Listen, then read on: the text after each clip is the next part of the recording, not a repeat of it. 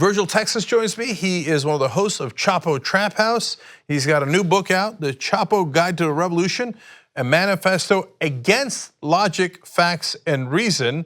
Fascinating. I'll talk to him about that. He says that if you're a fan of sacred cows, prisoners being taken, or holds being barred, then this book is not for you. Fascinating. Virgil, welcome to Rebel Headquarters. Cenk, thank you so much for having me. No problem, brother. So for the folks that are uninitiated, what is Chapo Trap House? Chapo Trap House is a comedy and politics podcast. It was started about 2 years ago right after the Democratic presidential primary, and the thing really blew up after the election. And right now, it's a kind of a minor cultural phenomenon. We are D-list internet figures. So Pace Magazine has called you guys vulgar, brilliant demigods of the new progressive left. That sounds fun. So many have characterized you as radicals. How do you plead to that charge? Sure, I'd say guilty as charged. I mean, we look at the status quo in this country and we say, no, thank you, sir. Yeah, okay, fair enough. So let's dive in a little bit and find out what exactly that means. So, sure. Assessment of Barack Obama, go. I think his presidency was a failure. I mean, he did a few good things, as many of our critics have pointed out.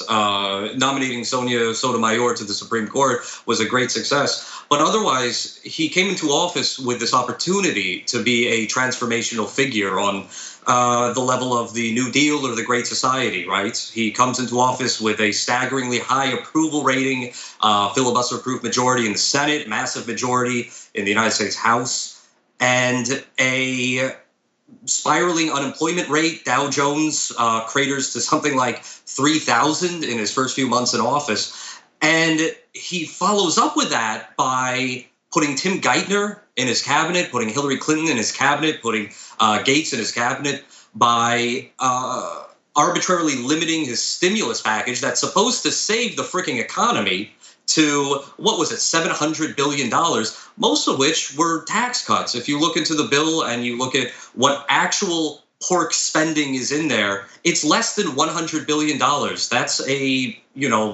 That's a long weekend in Congress. And this was a chance to create a national jobs program, to create a massive new entitlements, to reinvigorate the place of the federal government and society within the economy, an opportunity to actually defang Wall Street and hold those who caused the crisis accountable. None of that happened, and it's really staggering to look back on the legislation that Obama signed into law during his first 2 years in office, because in comparison to the actual circumstances of the country at that time, it's not much at all. Yeah, so far I'm not seeing the radical, but we might if we keep going. Are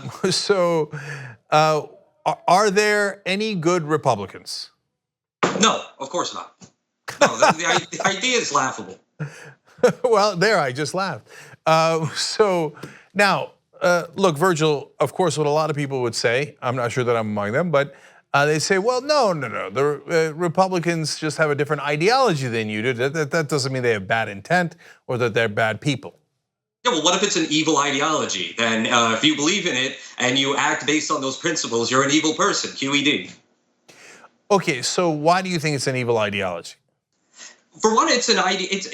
What conservatism is today is a patchwork. It's a Frankenstein of just reactionary, hateful viewpoints. And what we talk about in our book and our section on conservatives is the idea of intellectual conservatism has always been an utter fraud, from William F. Buckley and Ayn Rand to your Ben Shapiro's today.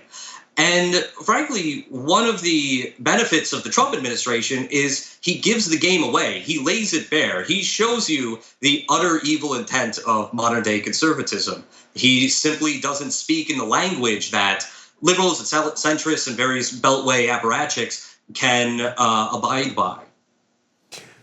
So, so far, I haven't seen that much disagreement between what you guys say and what we say, and so let's try to find it. Okay. Sure. Okay. Are you for the abolition of wage labor? Yes. Okay. What does that mean? You have a society that's organized right now around the necessity of working in order to live. We have a society that's arranged around where the only actual driving forces here are by those who have capital and seek to increase their standing in society, increase their wealth out of pure self-interest. And we know what that leads to. It's led to our current circumstances, and it's going to lead to a very bad place. You know, I saw a news article earlier this week saying that a major health insurance company I believe it was Hartford Insurance, is only going to put forward plans going forward, might be life insurance, put forward plans going forward for people wearing Fitbits, wearing wearable tech so that the actuaries can monitor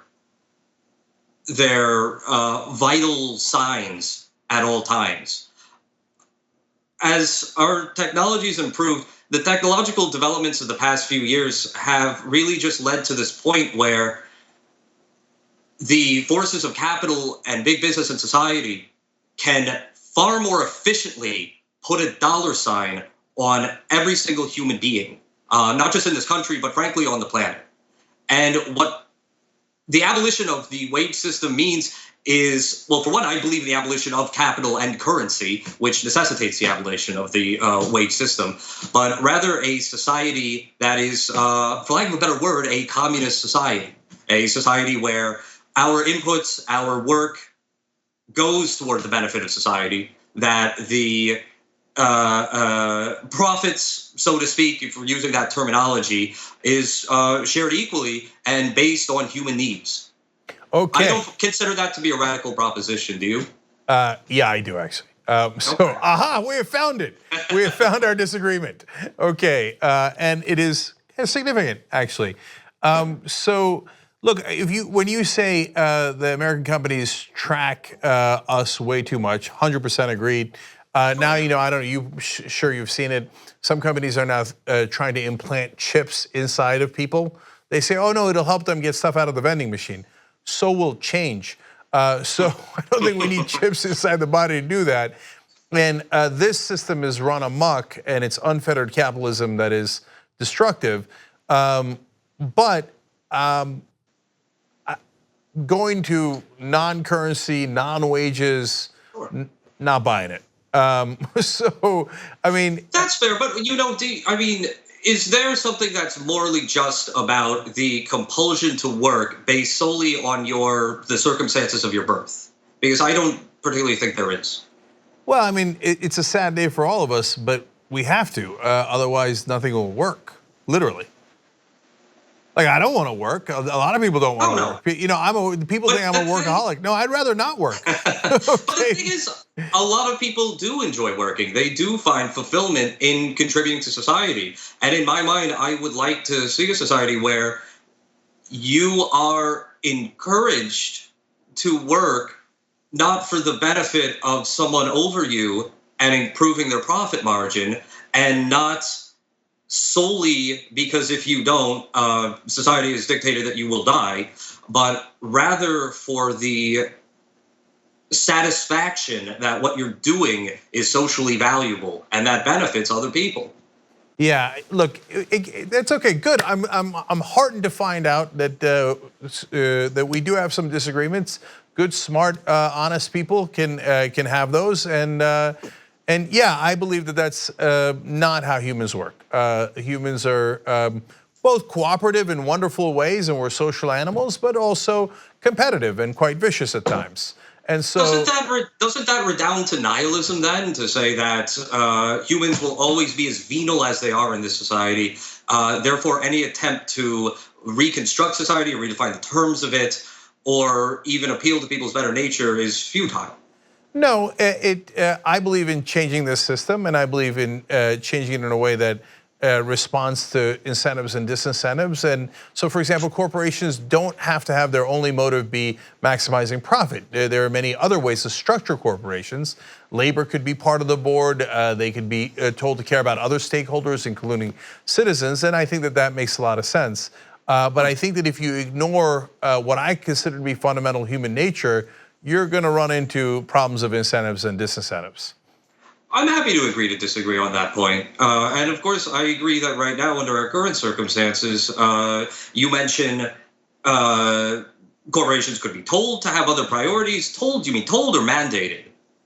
Because the way things are organized right now, there is exactly one priority, and that is to maximize profits. I think the part that you and I almost certainly agree on is I believe in rewriting the code. The code is now currently what we call the law, and the master code is the Constitution. And I love the huge parts of the Constitution, but the way that the Supreme Court has interpreted the Constitution encourages and has created a system of wide-scale corruption and bribery. So we need to write an amendment, rewrite the code so that we don't encourage corruption. We discourage corruption. And so, and in terms of the law, we need to rewrite the code so that the company's sole motivation is not maximizing profit. That could be one of their considerations, but in my opinion, you might disagree with that, but not their sole consideration. Anything that is voluntary is hopelessly naive. And I believe that in both directions. For the conservatives who say corporations will voluntarily do good things out of the goodness of their heart, that's hilarious. But also I would say to you, I'm not sure that humans are going to voluntarily work super hard and only take what they need. I'm not saying only take what you need. I'm saying that the distributions are based on human needs and based on egalitarian principles. Okay. So we're out of time here, but we should talk more. People should check out your podcast and your book to get a full sense of your thoughts and ideas. And the book is Chapo Trap. The way you can get to it is chapotraphouse.com/book, and it's called I keep saying Chapo, the Chapo Guide to the Revolution. Sorry, I'm a little old. But Virgil, Texas, thank you, brother, for joining us. Really enjoyed the conversation. Thanks so much for having me on. I had a great talk. On the go? Don't worry, we got you covered. You can still listen to TYT at our new podcast network. Find us on Apple Podcasts, the Google Play Store, or at tyt.com/podcast.